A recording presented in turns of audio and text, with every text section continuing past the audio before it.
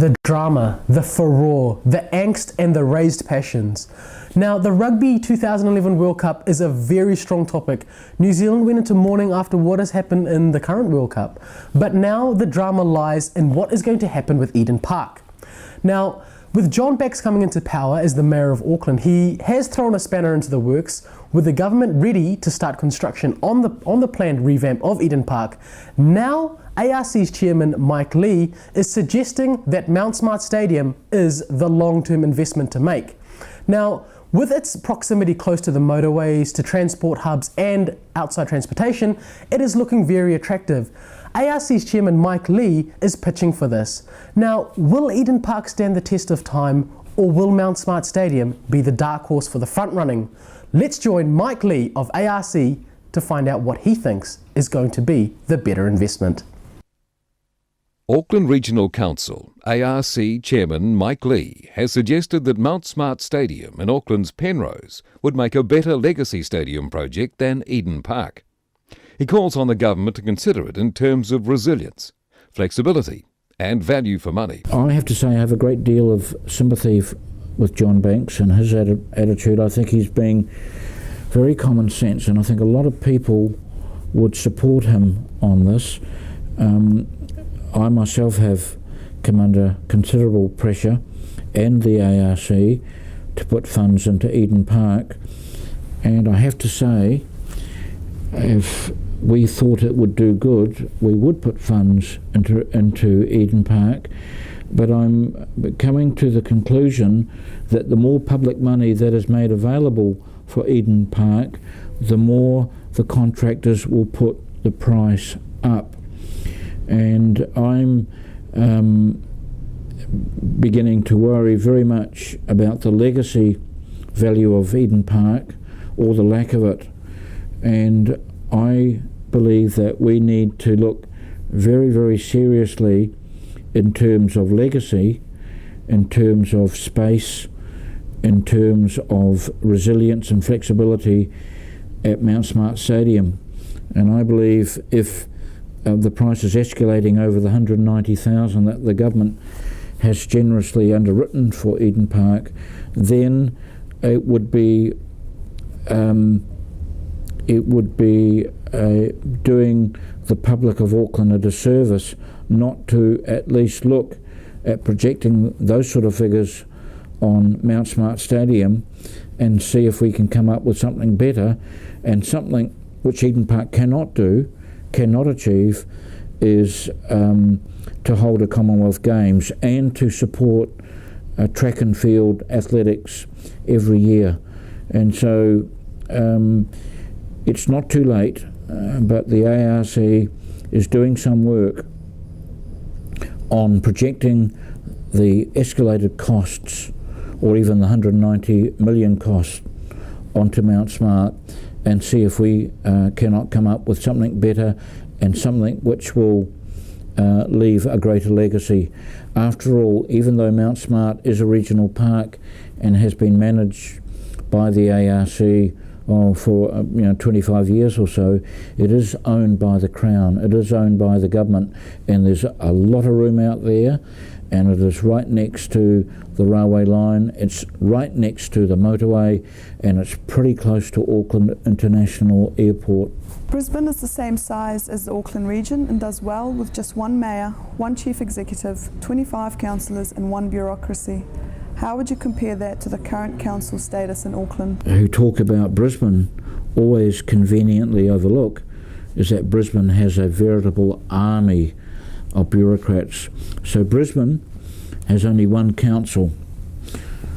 Sydney, in the metropolitan Sydney, has 44 councils. Adelaide 20 councils, and Melbourne 31 councils. Now all of those are very successful cities, and again, it's not the number of councils or councillors, in my view, is how they operate and how much they cost. And again, I come back to a position of saying cutting down the number of public elected representatives is not necessarily helpful. It's not helpful for democracy, and it's not necessarily helpful for controlling costs. Better people look at the number of bureaucrats and the number of consultants and how they work and how much they cost. And that's something people should focus on, rather than just thoughtlessly saying fewer councils are better and the fewer elected public representatives are better. It's missing the point. Now that you're in your second term, what have been your highlight achievements in the first tenure, and what should the people look forward to in this term? The highlights of the first term, I believe, is the 4 new regional parks that we have acquired, and they're there permanently for the people of the Auckland region and for future generations. The great progress we've made in rail transport, in particular persuading the government to give approval for the electrification of the Auckland rail network. That's been aspired to since the Second World War, and we've never ever achieved it. So that's a great achievement. The 100% public ownership of the ports of Auckland by our subsidiary Auckland Regional Holdings, I think, is a very progressive step. They are some of the achievements that this council achieved in its first term. In the second term, we would like to see great progress on developing the Wynyard waterfront. We would like to see great progress in building electrification in the rail network. We would like to see, in terms of transport, much greater patronage and much better performance from buses and from the bus companies. That was not an achievement in our first term. Though we increased subsidies 70% or 69 point something percent over 3 years, bus patronage fell by 5.8%. So that is not an achievement by any definition, and it is something that we have to sort, and we are confident that we can sort it. Finally, we'd like to hear your thoughts on any other issues you feel important. We've got to get back to listening to the public. We've got to get back to being very, very careful about our costs. Over the next 3 years, one way or another, history will be made. So we look forward to the next 3 years with a lot of anticipation and a lot of determination. Next week. They actually put their children into factories to raise money, and a child will work 16, 17 hours a day. We've seen that with major clothing companies. We have been enticing foreign investors since the 60s, and we have been quite successful.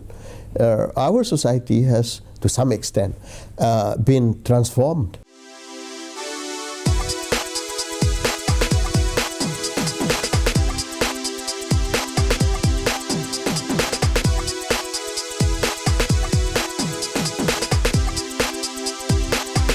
Up in the Mirror on satellite, cable and terrestrial network.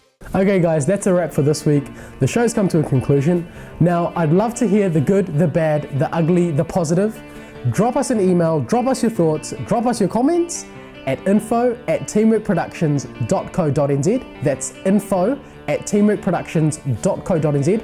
Also take the time to see us on the web. We're at www.teamworkproductions.co.nz. Unfortunately guys, I don't have time this week for a quote, but I will be back next week with a really good one. So until that time, my friends, I am Javed Khan. This was